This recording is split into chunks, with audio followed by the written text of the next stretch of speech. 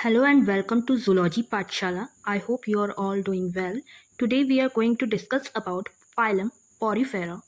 आज की इस वीडियो में हम Porifera phylum के बारे में पढ़ेंगे. इसके टाइप्स अगर हम देखें सेल्स के बेसिस पे तो क्या क्या होंगे, ठीक है. और अगर हम इसके रिप्रोडक्शन की बात करें तो वो कैसा रहता है इसमें, ये सब हम इस वीडियो में कवर करेंगे. चलिए शुरू करते हैं. पहले हम देख लेते हैं फाइलम पॉरीफेरा क्या होता है, कैसे उसमें कौन कौन सी टाइप के ऑर्गेनिज्म हमारे आते हैं.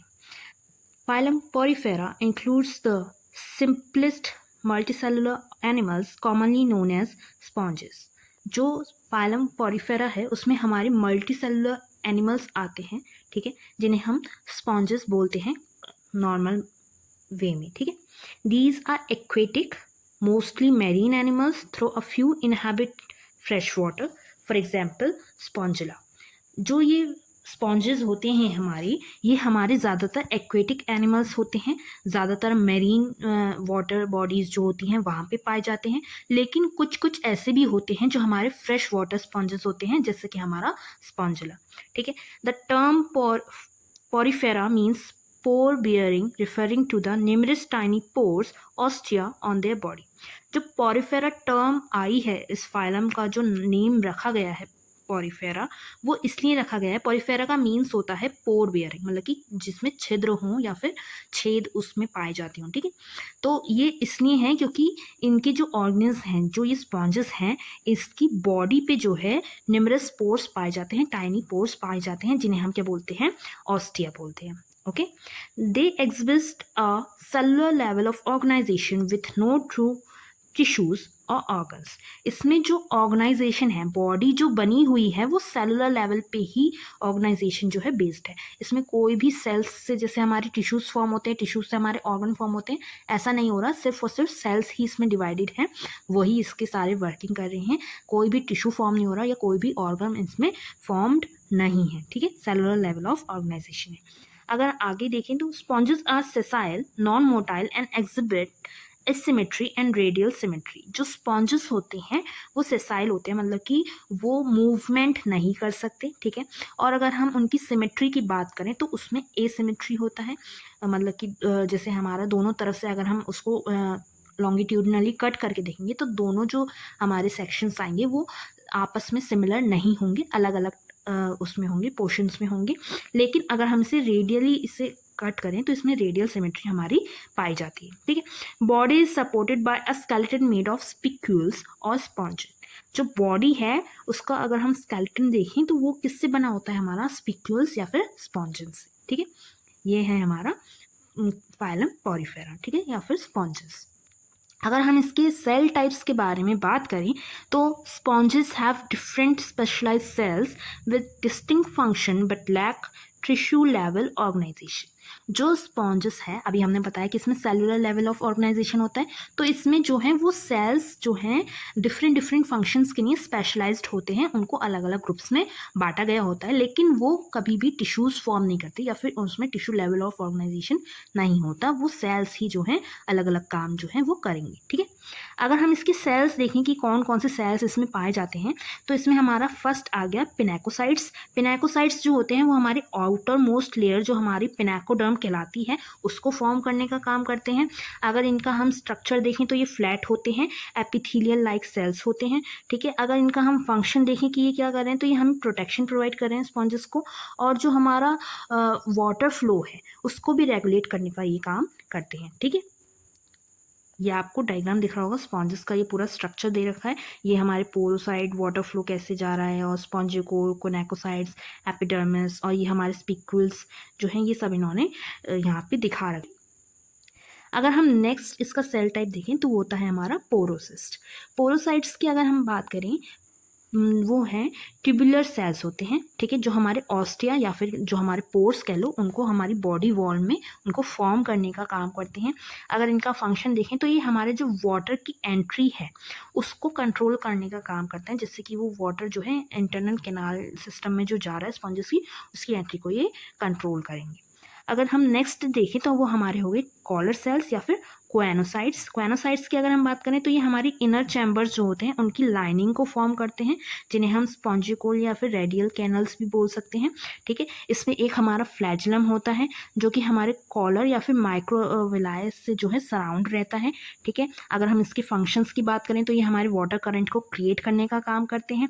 ठीक है, ये हमारे फूड पार्टिकल्स को ट्रैप करेंगे, उनको एनगल्फ करने का काम करेंगे, जिसे हम फाइगोसाइटोसिस बोल सकते हैं कि फाइगोसाइटोसिस के द्वारा ये अपना न्यूट्रिशन जो है ले रहा है।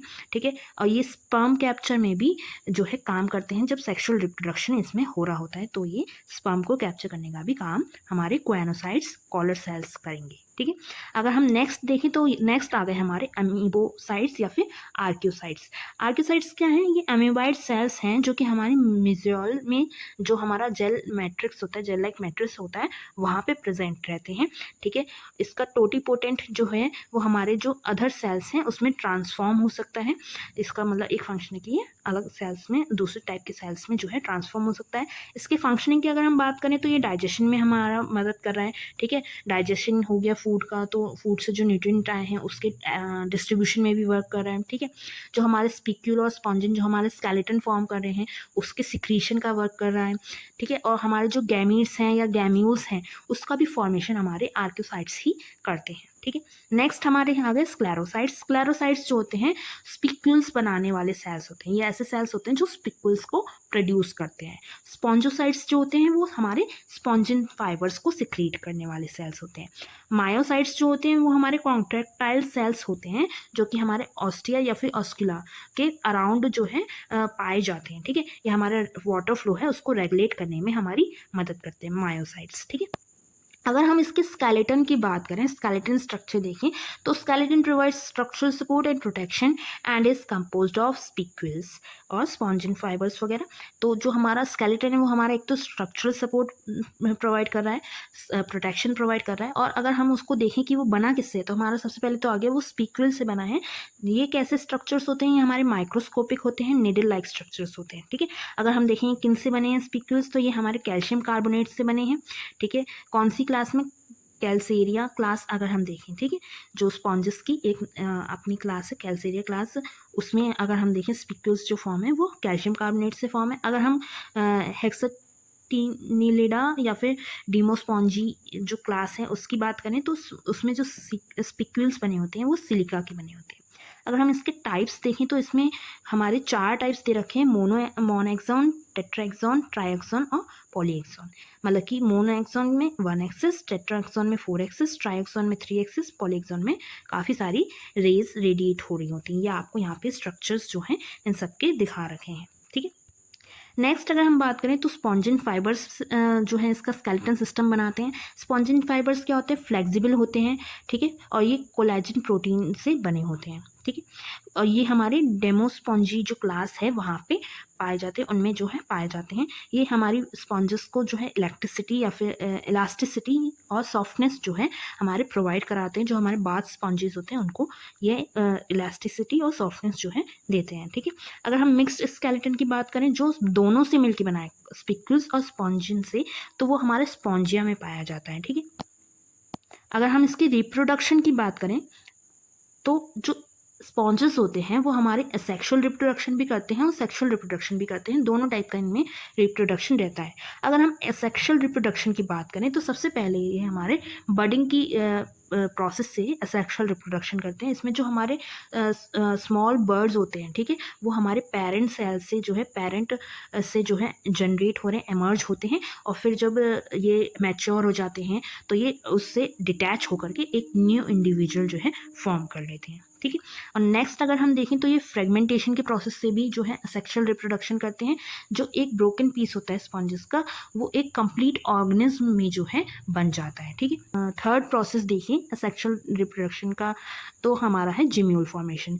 जो जिम्यूल फॉर्मेशन होता है वो हमारे इंटरनल एसेक्सुअल बर्ड्स होते हैं जो कि हमारे फ्रेश वाटर स्पॉन्जेस में ज़्यादा पाए जाते हैं, मेनली जो है उन्हीं में फॉर्म होते हैं। इंटरनल बॉडी के अंदर जो है सेक्सुअल बर्ड्स जो है फॉर्म हो रहे हैं। ठीक है, अब ये किससे बने होंगे? ये हमारे आर्क्योसाइट से बने होंगे। ठीक है, और उनके आसपास जो है हमारे स्पीक्यूल्स जो हैं रहेंगे। अब ये क्या करते हैं, ये जो स्पॉन्जेस होते हैं उनको अनफेवरेबल कंडीशंस में जो है हमारी हो गई, जैसे कि मान लो सूखा पड़ना या फ्रीजिंग होना है, जिसमें हमारा स्पॉन्ज जो है सर्वाइव नहीं कर पाएगा, ये उस कंडीशन में इनको सर्वाइव करने में मदद करते हैं जीम्यूल्स जो होते हैं हमारे। अगर हम इसकी सेक्सुअल रिप्रोडक्शन की बात करें तो जो सेक्सुअल रिप्रोडक्शन होता है, क्योंकि स्पॉन्जेस जो होते हैं वो हर्माफ्रोडिक्टिक होते हैं, जिसका मतलब हो गया कि इसमें हमारे मेल और फीमेल गैमेट्स जो हैं दोनों रहते हैं। ठीक है, तो इसमें असेक्सुअल रिप्रोडक्शन के साथ साथ सेक्सुअल रिप्रोडक्शन भी होता है। अब ये जो गैमेट्स होते हैं ये हमारे क्वेनोसाइट्स या फिर आर्कियोसाइट्स से जो है डिराइव होते हैं, बनते हैं, वहाँ पे फॉर्म होते हैं। और जो हमारा स्पर्म होता है वो हमारे वाटर में रिलीज किया जाता है, फिर वो किसी और स्पॉन्जे के जो ऑस्टिया है, ठीक है, वहाँ पे जाकर के जो है मतलब एंटर करेगा, और जो हमारा क्रॉस फर्टिलाइजेशन है वो हमारा हो जाएगा। ठीक है, अगर हम क्रॉस फर्टिलाइजेशन की बात करें तो हमारा स्पर्म जो है वाटर में रिलीज हो रहा है और वो किसी और स्पॉन्जी के जो है ऑस्टिया में जाकर के एंटर हो रहा है और क्रॉस फर्टिलाइजेशन हो रहा है। लेकिन अगर हम इंटरनल फर्टिलाइजेशन की बात करें तो वो हमारे मिजोल जो है उसके अंदर होता है। उसमें क्या होता है, zygote develops into a free swimming larva, for example parenchymula amphiblastula which later settles and transform into an adult sponges. जो जाइगोट होता है इसमें हमारा, वो एक फ्री स्विमिंग लार्वा के फॉर्म में जो है बनता है, जिसे हम पैरेनक्लाइमुला या फिर एम्फीब्लास्टुला भी बोल सकते हैं। ठीक है, जो बाद में जाकर के जो हमारा बेस है, ठीक है, वहाँ पे जाकर के अटैच हो जाएगा, सेटल हो जाएगा और एक अडल्ट स्पॉन्ज में कन्वर्ट हो जाएगा।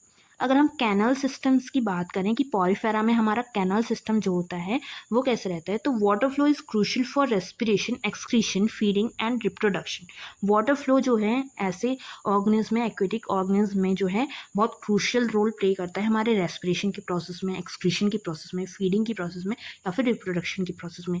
तो जो कैनल सिस्टम होता है वो डिफरेंट डिफरेंट स्पॉन्जेस में डिफर करता है। ठीक है, अलग अलग तरह का होता है। अब इन्होंने आपको यहाँ पे डायग्राम में दिखा रखा है एस्कॉन टाइप, साइकॉन टाइप और ल्यूकॉन टाइप। अब ये क्या क्या होते हैं, अगर हम एस्कॉन टाइप की बात करें, एस्कोनॉइड की बात करें, तो ये हमारा सिंपलेस्ट वाटर सिस्टम होता है, कैनल सिस्टम होता है। ठीक है, इसमें क्या होता है, जो वाटर होगा वो हमारे ऑस्टिया के थ्रू एंटर करेगा, जिसे हम स्पॉन्जियोकोल बोलेंगे, जो हमारे क्वेनोसाइट से लाइंड होता है। ठीक है, वो ऑस्टिया से एंटर करके स्पॉन्जियोकोल में गया, स्पॉन्जियोकोल से फिर वो ऑस्कुलम में हमारा चला गया। अगर हम साइक्लोनोसाइट्स की बात करें तो इसमें जो बॉडी वॉल होती है वो फोल्डेड होती है, जिससे वो रेडियल कैनल्स बना लेती है, जो हमारे किन से लाइन होते हैं, क्वेनोसाइट से ही लाइन होते हैं। रेडियल कैनल्स बनाए बॉडी वॉल ने फोल्ड होकर करके, और वो क्वेनोसाइट से जो है हमारे लाइंड हुए हैं। इससे क्या होगा, जो हमारा फिल्ट्रेशन का सरफेस एरिया होगा वो बढ़ जाता है, और वाटर जो है वो ज़्यादा मात्रा में जो है वाटर फ्लो जो है फिल्ट्रेट हो पाता है। ठीक है, अब ल्यूकोनोसाइट की अगर हम बात करें, ल्यूकोनॉइड की बात करें, तो मोस्ट कॉम्प्लेक्स होता है ये और बहुत ज़्यादा कॉमन होता है, ज़्यादातर स्पॉन्जेस में पाया जाता है। ठीक है, इसमें क्या होता है, जो हमारे स्मॉल चैम्बर्स होते हैं जो क्वेनोसाइट से हमारे लाइंड होते हैं, वो बहुत ज़्यादा मात्रा में न्यूमरस क्वांटिटी में हमारे पाए जाते हैं। इसमें जो ऑस्कुला होता है वो मल्टीपल नंबर में होता है और हाईली ब्रांच्ड कैनाल सिस्टम होता है। ठीक है, आप इसके डायग्राम्स को एक बार और देखिए तो आपको समझ में आ जाएगा। ये हमारा एस्कोनॉइड है, ये सिंपल है, ये हमारा इसमें जो है बॉडी फोल्ड्स के जरिए जो है हमारा लार्ज सरफेस एरिया बनाया गया है। और जो लिक्विनॉइड टाइप है इसमें हमारे जो है न्यूमरस नंबर्स में ऑस्कुला जो है पाए जा रहे हैं, जिससे कि हमारा जो है वाटर का फिल्ट्रेशन जो है ज़्यादा मात्रा में। अब अगर हम एग्जाम्पल्स देखें पॉलीफेरा के, तो कैल्सेरिया जो हमने क्लास देखी थी उसमें हमारे एग्जाम्पल्स आ गए ल्यूकोसोलिनिया या फिर साइकिन, जिसका अगर हम स्केलेटन टाइप देखें तो वो कैल्शियम कार्बोनेट का बना होता है। ठीक है, सिलिनिडा की बात करें तो इसमें यूप्लेक्टला हमारी एग्जाम्पल आ गई, जो कि सिलिसियस होती है, 6 रेड होती है। और डेमोस्पॉन्जिया की बात करें तो इसमें हमारे स्पॉन्जिला या फिर यूस्पॉन्जी हमारे नॉर्मल जो होते हैं, जिसमें हमारे स्पॉन्जिन या फिर सिलिकस जो है स्केलेटन टाइप होते हैं। तो यही था हमारा आज का टॉपिक पॉलीफेरा। इसके हमारे सेल टाइप्स क्या होते हैं, रिप्रोडक्शन टाइप्स क्या होते हैं, सेक्सुअल रिप्रोडक्शन कैसे हो रहा है, या फिर इसमें कैनाल सिस्टम कैसे हो रहा है, ये सब हमने आज इस वीडियो में कवर करा। आई होप आपको ये वीडियो पसंद आई होगी। अगर आपको ये वीडियो अच्छी लगी तो मेरे चैनल को सब्सक्राइब करना ना भूलिएगा, जूलॉजी पाठशाला, और इस वीडियो को लाइक करना भी ना भूलिएगा। और अगर आपको ऐसे ही टॉपिक्स पे नोट्स चाहिए तो आप मेरे चैनल पे जाकर के मेरी प्रीवियस वीडियोस को देख सकते हैं। और अगर कोई टॉपिक आपको चाहिए तो आप मुझे कमेंट करके भी बता सकते हैं, मैं उस पर भी वीडियो ज़रूर अपलोड करूँगी।